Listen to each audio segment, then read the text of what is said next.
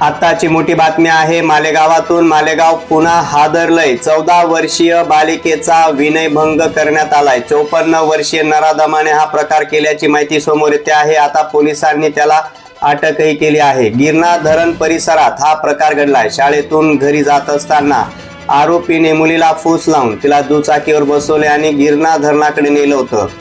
त्या अल्पवयीन मुलीला बळजबरीने घेऊन जाऊन तिच्यावर लैंगिक अत्याचार केल्याचा प्रकार उघड झालाय। स्थानिक लोकांच्या लक्षात आल्यानंतर त्यांनी या नराधमाला पोलिसांच्या ताब्यात दिले असून मालेगाव तालुका पोलीस ठाण्यात पोस्को अंतर्गत गुन्हा दाखल झालाय।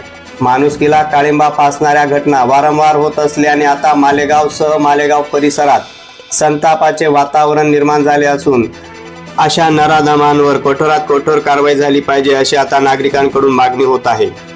प्रखर न्यूज साठी भैयासाहेब माळी, सटाणा।